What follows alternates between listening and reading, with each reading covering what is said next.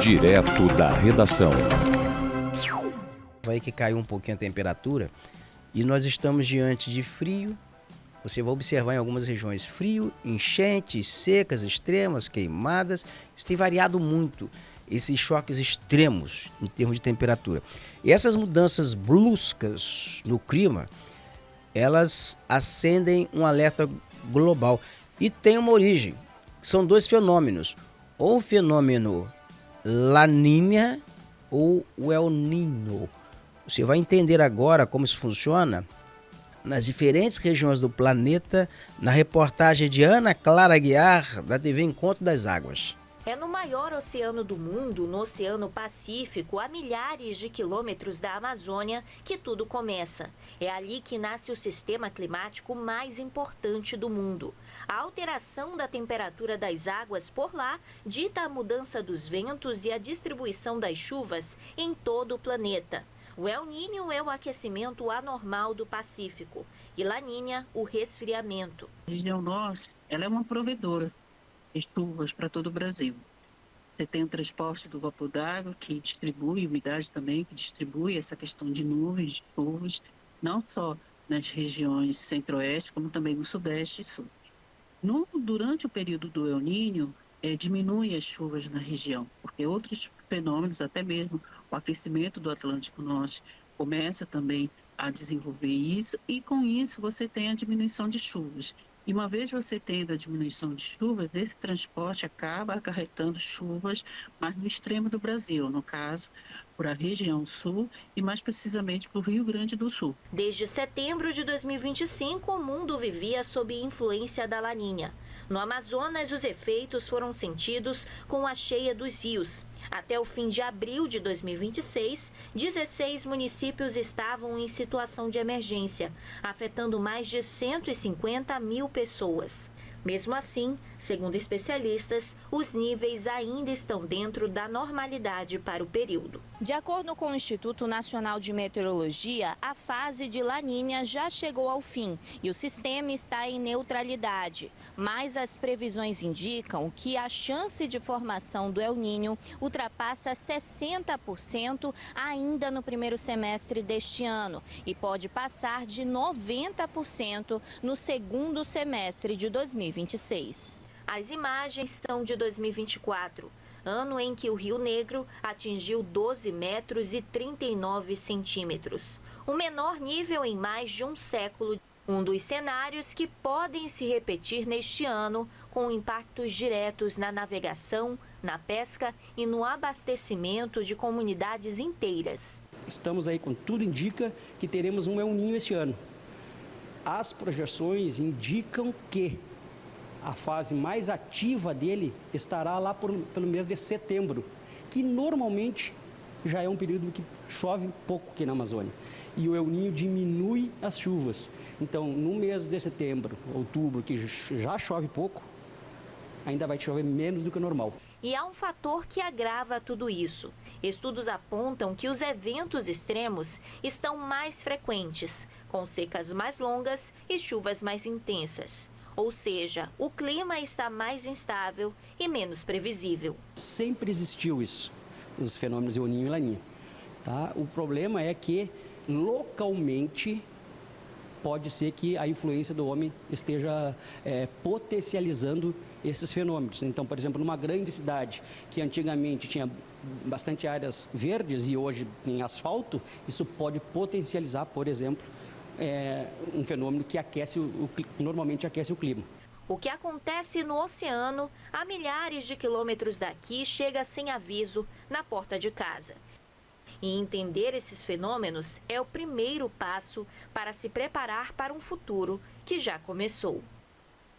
Seu Romário, que está em Guajará-Mirim, lá em Roraima, está dizendo aqui que continua frio por lá. Ele está dizendo que continua muito frio por aqui. Seu Romário, está frio na maior parte do país. Baixou essa frente fria aí, lá, desde o final de semana, desde domingo praticamente. Para você ter uma ideia, daqui a pouquinho a gente vai exibir uma reportagem aqui que no sul do país caiu até neve no final de semana. E o frio ele ganhou força aqui também na região sudeste. E houve uma derrubada de temperaturas e isso pode trazer assim os problemas adicionais que é gripe. É um período que pode, essa variação de temperatura pode trazer aí um quadro de influenza. Em São Paulo, os termômetros chegaram a 3 graus no interior do estado, em algumas cidades do interior do estado. São Paulo é um estado que faz frio. A cidade de São Paulo, na cidade de São Paulo também é uma cidade que faz frio. Douglas Fernandes, que está aí hoje em Mojimirim, e nesse momento ele me diz aqui que ele está se deslocando para São Paulo, está com blusa de frio, está com roupão, né, Douglas? O Fernando Testão, que está aí também na região aí no interior de São Paulo também, muito frio. O pessoal destaca que ainda faz frio. E é provável que nos próximos dias continue assim, mas há uma previsão de que essa temperatura ela vai começar também aí a se elevar.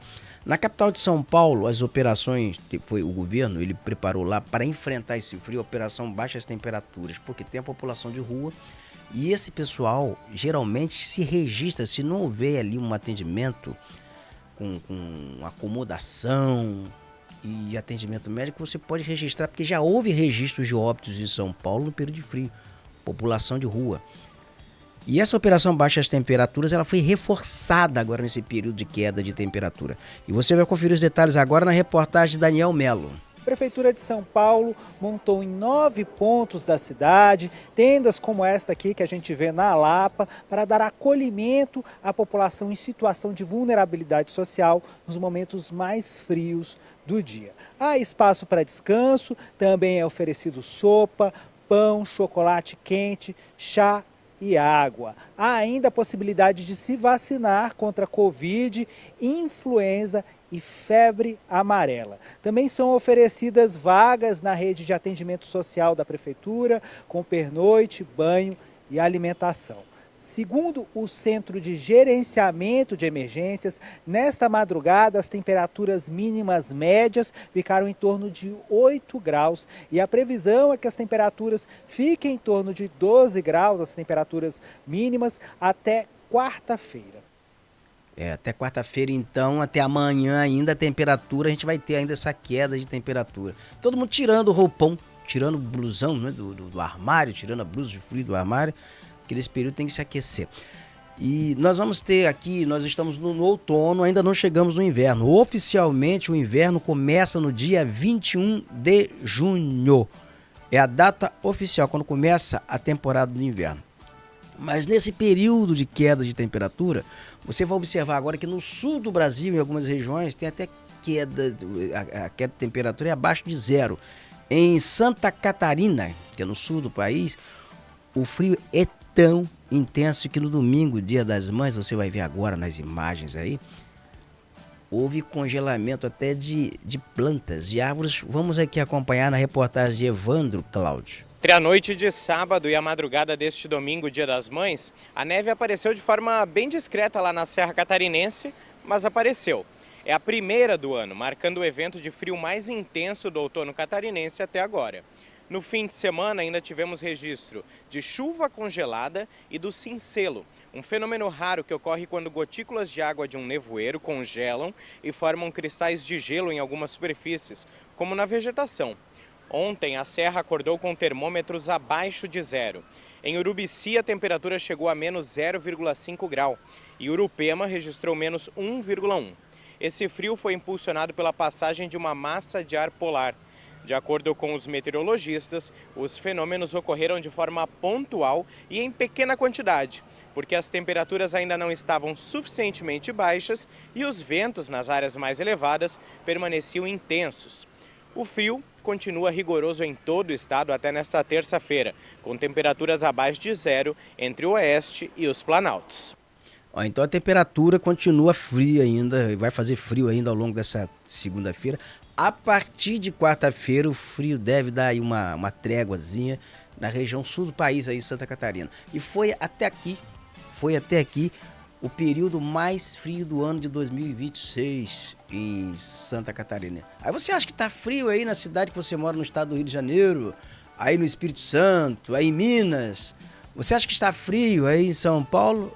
Santa Catarina tem neve, tem até neve caindo, então temperatura abaixo de zero. Há quem goste, e eu confesso que eu gosto do tempo frio, gosto desse tempo, é um tempo gostoso. Dizem que as pessoas se vestem melhor quando está fazendo frio. Se vestem melhor no inverno, as pessoas ficam mais elegantes durante o inverno. O corpo acostuma com o inverno, se acostuma com o tempo frio. Mas nós vamos acompanhar aqui porque essa mudança climática, essa queda e essa elevação de temperatura, ela é uma massa de ar frio que vai continuar pelo menos até amanhã avançando pelo país. E o tempo ele segue seco em grande parte do Brasil, porque não tem chuva, é um tempo seco. Em alguns lugares caiu uma garoazinha, mas não é chuva. Então não há previsão de chuva intensa. Mas há um alerta para ventos costeiros no estado do Rio de Janeiro, no estado do Espírito Santo. E a previsão do IMET, do Instituto Nacional de Meteorologia, é de que a temperatura nessas regiões elas começam a se elevar nos próximos dias. Vamos conferir na reportagem Osama El Gauri. Uma massa de ar frio vai baixar as temperaturas, especialmente no centro do país, onde o tempo segue seco e com grande variação térmica. As manhãs serão amenas e as tardes mais quentes, como detalhou a meteorologista do IMET, o Instituto Nacional de Meteorologia, Suelen Araújo.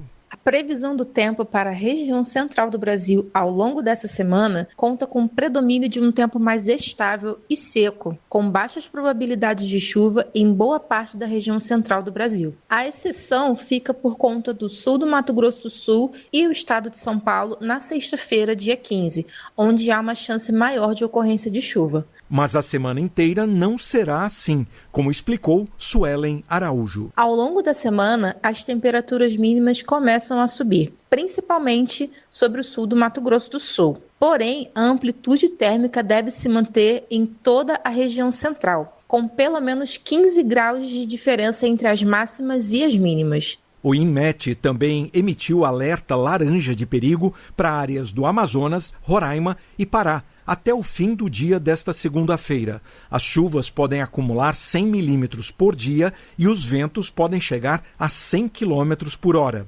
No Nordeste, esse mesmo alerta de perigo vale até esta terça-feira, atingindo o litoral de Pernambuco, Paraíba, Alagoas e Rio Grande do Norte. Existem ainda alertas amarelos de perigo potencial com riscos menores de estragos. Esse alerta vale até esta terça-feira para uma faixa enorme que vai do norte ao nordeste, incluindo Ceará e Piauí. Também há perigo potencial de ventos costeiros até esta terça-feira para o litoral do Rio de Janeiro, Espírito Santo e Bahia. Já no sul, esse alerta de ventos fortes termina nesta segunda-feira. A região sul do Paraná, grande parte da área central de Santa Catarina e o norte do Rio Grande do Sul também tem alerta amarelo para geada na madrugada desta terça-feira. As temperaturas podem chegar a 3 graus Celsius. Com produção de Salete Sobreira, da Rádio Nacional em Brasília, Osama El Gauri.